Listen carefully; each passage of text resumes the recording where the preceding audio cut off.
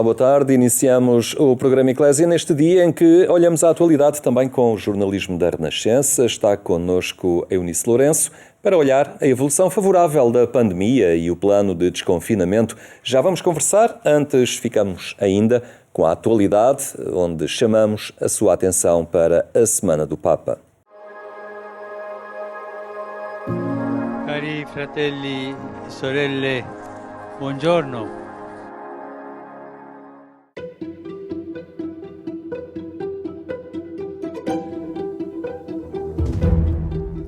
A pandemia Covid-19 continua a ser uma ameaça e uma preocupação. O Papa Francisco vai começar este sábado, dia 1 de maio, uma maratona mundial de oração pelo fim da pandemia. A oração a Deus subiu incessantemente de toda a Igreja. É o tema da iniciativa que vai mobilizar 30 santuários que vão guiar a oração mariana. No Santuário de Fátima, o Rosário vai ser recitado para todo o mundo a 13 de maio. No dia em que se assinala o 104º aniversário da primeira aparição de Nossa Senhora aos 3 pastorinhos videntes.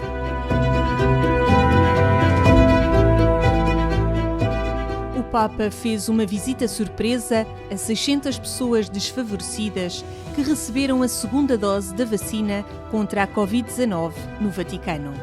A vacinação realizou-se 20 dias depois da primeira dose, que chegou a 1.400 pessoas na Semana Santa. Francisco saudou, abençoou e ainda ofereceu um ovo de chocolate nesta visita, que assinalou o dia de São Jorge, onomástico de Jorge Mário Bergoglio.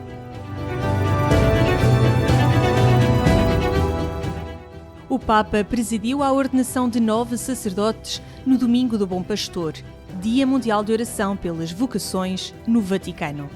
Os novos padres foram desafiados a serem pastores próximos das pessoas, sem ambições de carreira nem apego ao dinheiro. Questo non è una carriera, è un servizio.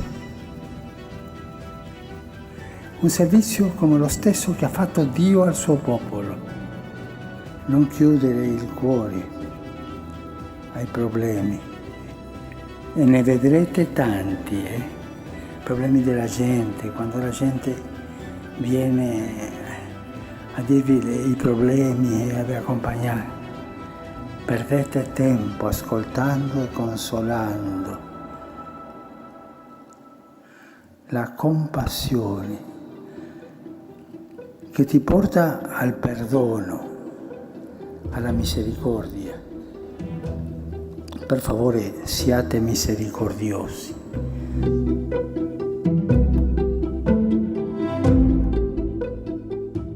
Também no domingo, o Papa manifestou tristeza com o naufrágio que provocou a morte de cerca de 130 migrantes no mar Mediterrâneo, ao largo da costa da Líbia. Fratelli e sorelle, interrogiamoci tutti su questa ennesima tragedia. È il momento della vergogna. Vi confesso che sono molto addolorato per la tragedia che ancora una volta si è consumata nei giorni scorsi nel Mediterraneo. 130 migranti sono morti in mare. O Papa Francisco destacou a importância da meditação no ciclo de catequeses semanais dedicada à oração, na audiência geral de quarta-feira. Per un cristiano meditare è cercare una sintesi. Significa mettersi davanti alla grande pagina della rivelazione per provare a farla diventare nostra, assumendola completamente. Il cristiano, dopo aver accolto la parola di Dio, non la tiene chiusa dentro di sé, perché quella parola deve incontrarsi con un altro libro, che il catechismo chiama quello della vita. E non dimenticatevi di pregare per me. Arrivederci.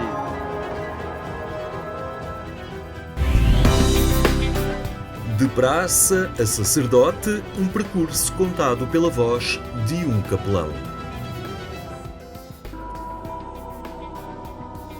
Os primeiros passos foram dados no Crato, em Porto Alegre, de onde é natural. Depois, Jorge Fernandes andou na Academia Militar em Lisboa mais de 10 anos. Tirou o curso de Direito e, mais tarde, aos 45 anos de idade, chegou à sede de Leiria para ser ordenado sacerdote. Um percurso em latitudes muito diferentes, que passou também por Angola e que teve no encontro a razão principal para hoje ser padre. O encontro foi uma casualidade. Eu tinha sido colocado como capelão na Academia Militar em 2004 e ele tinha acabado de cessar aquele período longo de praça contratado, em que ao mesmo tempo sempre assessorou o capelão que lá estava, 2 que me antecederam nesse trabalho. E portanto isso continuou, esse tipo de apoio, mesmo já não tendo ele qualquer vínculo.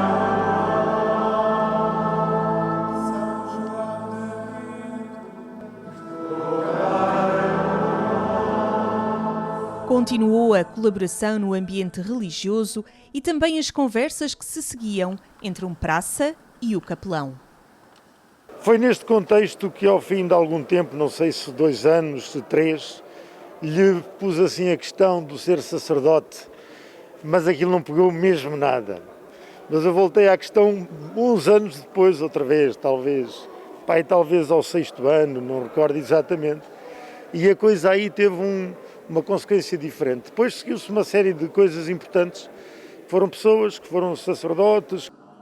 Circunstâncias várias que mantiveram por perto o encontro entre o Jorge Fernandes e o antigo capelão, padre da Diocese de Leiria-Fátima, ao longo de vários anos e até ao dia da ordenação sacerdotal.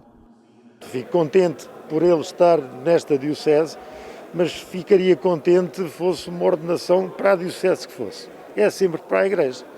E, portanto, aqui estou um bocadinho de alma cheia a invocar, 2004 até agora já é muito tempo, de facto, e penso que ele, estes últimos anos que foram de seminário, deu-lhe umas nuances de espiritualidade que eu não lhe conhecia e que acho admiráveis. Estou muito feliz também. Um percurso até ao dia da ordenação sacerdotal, recordado pelo antigo capelão, no dia em que o bispo da Diocese de Leiria-Fátima ordenava o 10º padre diocesano. Numa particular graça no momento em que escasseiam as vocações ao sacerdócio. E esta, por exemplo, já há um ano que não tínhamos, quer dizer, 2 anos que passaram sem uma ordenação, agora temos esta e teremos de esperar outros 2 anos para uma nova ordenação. Estou aqui há 15 anos com esta, é o 10º padre que ordeno, não é? Eu ordenei mais 3, mas pertencente de padre diocesano, ordenei mais 3, mas eram das ordens religiosas. O Senhor Jesus Cristo, a quem o Pai e o Espírito Santo do seu poder, guarda para santificar a cristão e oferecer a Deus o sacrifício. Um novo sacerdote na Diocese de Leiria-Fátima para trabalho pastoral nas circunstâncias geradas pela pandemia. E a presença da Igreja através do pastor é algo único e indispensável, que só ela realiza, partilhando quer as alegrias, quer as dores, mas sobretudo as dores neste tempo de pandemia, e levando também uma consolação e um conforto espiritual que as pessoas precisam, como o pão para a boca também.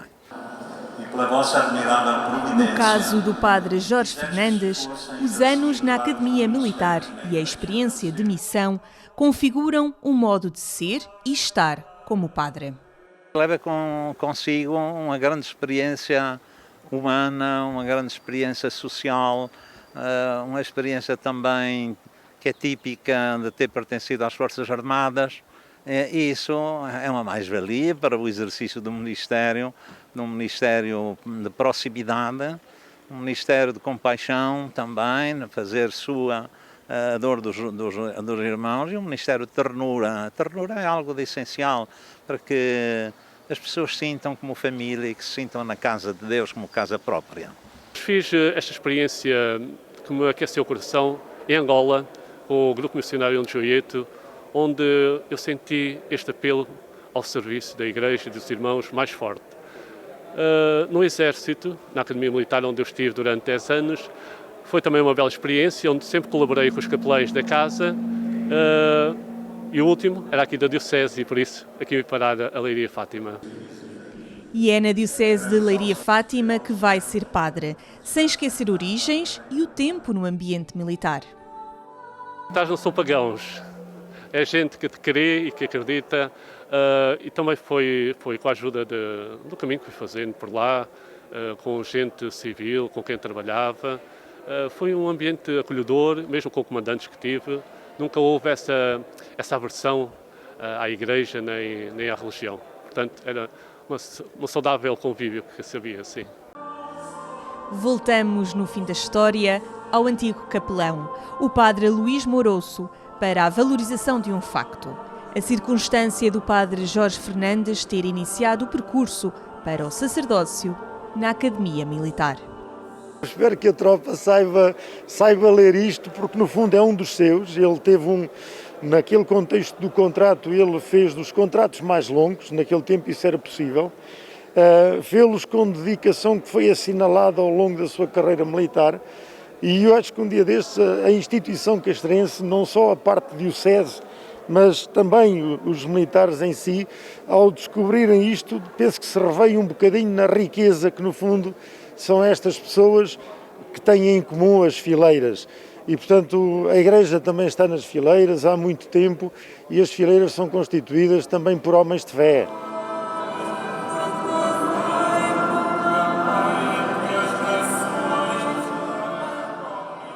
Serão agora outras fileiras as que vão ser confiadas ao padre Jorge Fernandes na Diocese de Leiria Fátima, ordenado padre no Dia Mundial de Oração pelas Vocações e com a presença possível de familiares e amigos por causa da pandemia.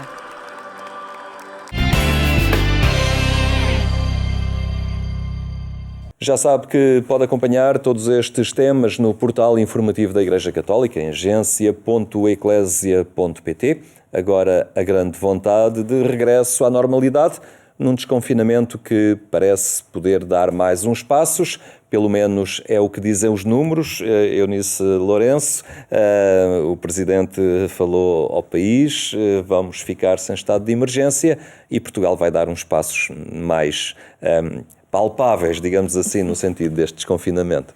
Sim, vamos avançar no desconfinamento, ainda que com todas as responsabilidades e cautelas. Este sinal do fim do estado de emergência, claro que é um sinal muito importante, é um sinal que também transmite grande esperança, mas essa esperança não nos pode fazer descurar os cuidados que devemos continuar a ter. Apesar de todos os receios com a Páscoa, com o regresso às aulas, os números têm sido muito favoráveis. Já passou quase um mês da Páscoa, as aulas foram sendo retomadas de forma gradual e também não há aumento muito grande dos números. Estamos a ver os números aumentar um bocadinho a norte, mas desde que estejamos atentos e com cautelas e agindo rapidamente em casos de surtos, tudo parece encaminhar-se para termos mais confiança neste desconfinamento. Além disso, há o fator vacina e finalmente, pelos vistos, vamos começar a ter vacinação não só de mais pessoas, como já temos vindo a ter nestes dias de abril, mas também com marcação mais fácil, com a organização mais fácil de todo o processo, porque passa a ser por idades e passa a haver a autoinscrição, e o processo da vacinação também é aqui muito importante para a confiança, para a diminuição, sobretudo dos casos graves e das mortes, como se está a ver pelos números nos lares, mas mesmo com o processo de vacinação a avançar bem e rapidamente, é importante manter os cuidados, manter o distanciamento social, manter o uso da máscara e, muito, muito importante, aos primeiros sinais de que possamos estar infectados, ir fazer teste, não ir trabalhar ou não ir à escola ou não enviar as crianças para a escola, porque é assim que se contém esta pandemia. Já vimos, temos mais de um ano em que convém termos tirado todas as lições disto que tem vindo a acontecer. Nas renovações do estado de emergência, em alguns momentos,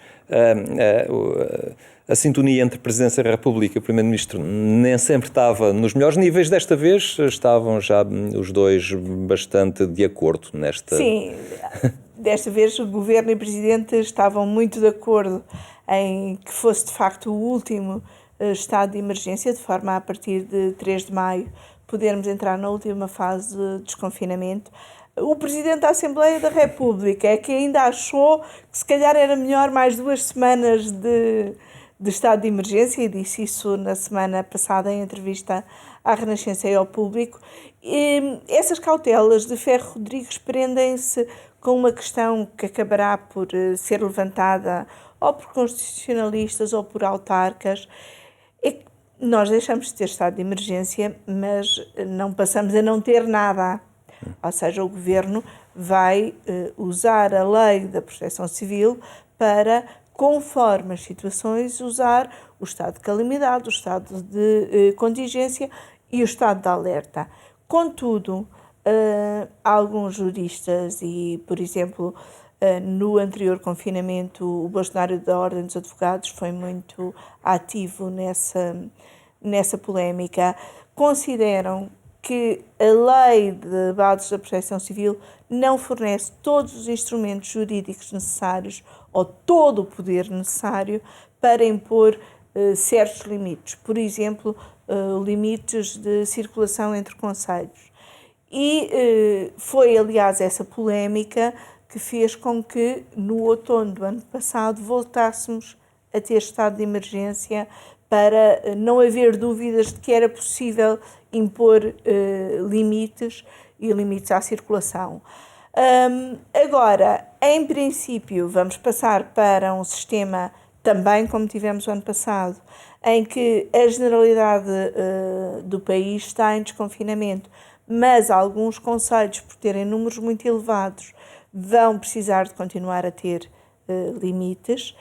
A Lei de Bases da Proteção Civil, com esses tais estados de calamidade, contingência e alerta, permitirá fazer isso, mas pode haver dúvidas, pode haver polémica, e nesse sentido Ferro Rodrigues achava mais prudente continuar com mais 2 semanas de estado de emergência, mas o Governo e o Presidente acharam que era importante dar este sinal do fim do estado de emergência, e de facto nós nunca tínhamos tido estado de emergência, já tivemos 15 renovações de estado de emergência, precisávamos todos deste sinal de esperança, como disse o Presidente da República quando anunciou a sua decisão, e de facto agora estavam em convergência o Governo e o Presidente, como não estiveram no primeiro estado de emergência, porque recorde-se, o primeiro estado de emergência foi porque o Presidente quis, o Governo achava que ainda não era necessário, porque lá está, porque é o último dos instrumentos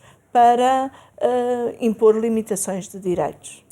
No entanto, para além das questões jurídicas, há esse imperativo moral, ético, que é mesmo aquilo que cada um pode fazer, e para isso não precisa de questões jurídicas, não, é mesmo uma questão de atitude e de adesão pessoal, não é? Exatamente, como o Presidente o Presidente também dizia nesta mensagem que fez ao país esta semana, cada um de nós tem de ser muito responsável. É como se cada um de nós fosse o país, o país todo. E só com essa responsabilidade é que evitaremos novas vagas, novos surtos, porque por muito positivos que os números estejam a ser, e tivemos finalmente, ao fim de 8 meses, um dia sem mortos, tudo isto nos parece não só ver a luz ao fundo do túnel, como já vermos quase que estamos a sair do túnel, mas convém também irmos olhando para o lado, irmos olhando para o que está a acontecer no resto do mundo, para as novas variantes. Não sabemos, em alguns casos, se as vacinas serão suficientemente eficazes e, portanto, é preciso manter todos os cuidados para podermos continuar a sair deste túnel.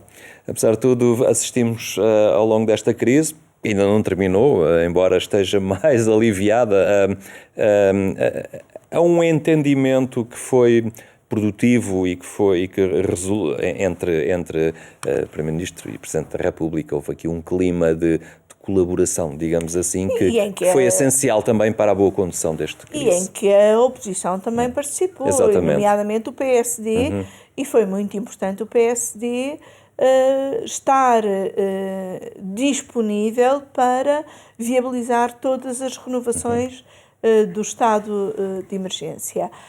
Por muito que isso às vezes parecesse que faltava oposição no país. Esse consenso era necessário e continua a ser necessário no que diz respeito à pandemia. Provavelmente, à medida que a pandemia for aliviando, vamos assistir, e de certa forma até é saudável que isso aconteça, a uma dinâmica maior de oposição na política nacional. Muito bem, vamos continuar a acompanhar e a esperar que este desconfinamento possa dar longos passos e que consigamos sair então desta crise. Eunice, muito obrigado pela presença aqui hoje. Mais logo, não esqueça de acompanhar a edição rádio do programa Eclésia na Antena 1, quando forem 22h45. Tenha então uma ótima tarde e até amanhã, se Deus quiser.